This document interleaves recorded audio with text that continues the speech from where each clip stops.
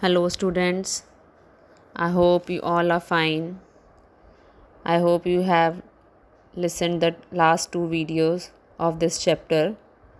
And in the last video, we have done the various planets of our solar system. And I hope you have learned all the names of the planets in the sequence wise. This is the one activity you see in the picture. You have to identify the planets and write their answers. You will write these answers in your notebook in a serial wise. We will discuss their answers later on. This is your homework.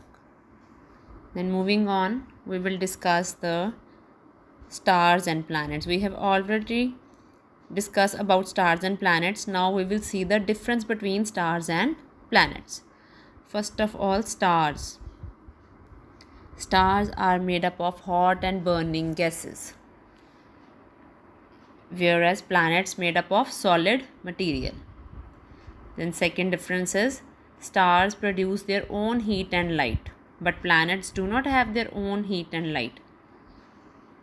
Third, stars are huge in size and planets are comparatively smaller in size. Last is stars move around the center of the galaxy and planets move around a star. So, it is a difference between stars and planets. You will learn it thoroughly. Then next, we will discuss these boxes. First is, do you know? Sol in Roman mythology is called the sun god. So solar means related to the sun, the family of the sun. That is why we call it as a solar system. You will write down many more words using the word solar in your own notebooks.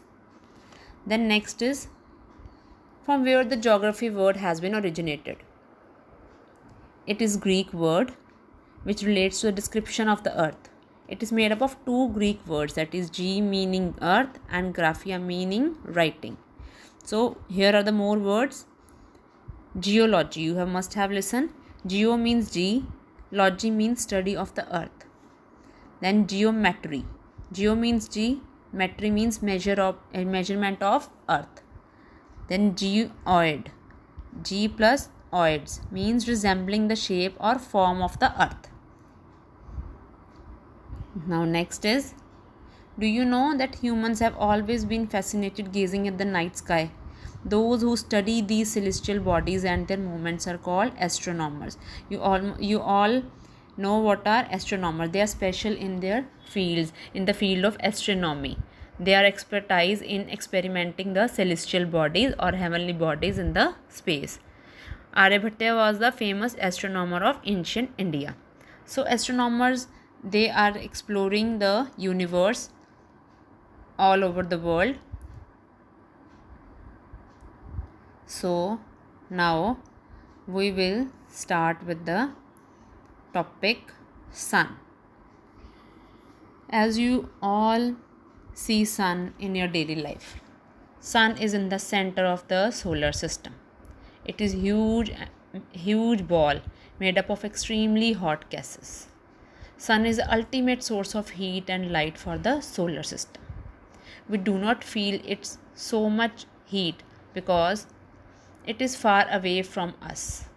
Though it is the nearest star, but then also sun is about 150 million kilometers away from our earth. Now we will do some more facts of the sun. Sun accounts for 99.86% of the mass of our entire solar system as shown in the figure. It has mass of around 330,000 times that of earth. It is 3/4 hydrogen and most of its remaining mass is helium. So it is made up of mainly hydrogen and helium. Then next is, NASA has proved that distance from sun to earth is equal to distance from earth to sun. Now we will do more facts. This one is that the light from the sun takes 8 minutes 20 seconds to reach planet earth. You know it is so far, then also it takes 8 minutes 20 seconds to reach the earth. It is a vital source of heat and light energy required by all forms of life on earth. The sun is about 150 million kilometers away from the earth, as we had discussed. So light takes 8 minutes to reach us. This light is reflected by the planets and their satellites. Some more facts are: first, we have discussed the sun accounts for 99.86% of the mass in the solar system. Then next, over 1 million Earth could fit inside the sun. It means that if you want to fill that hollow sun, then with spherical Earths, then approximately around 9,60,000 would fit inside the sun. It is so much big. The next is, one day the sun will come on the earth, and it means that sun will continue to burn for about 130 million years after it wants to all of its hydrogen, burn all of its hydrogen, instead burning helium. It will continue to burn for 130 million years. During this time, it will expand to such a size that it will be engulf Mercury, Venus and Earth.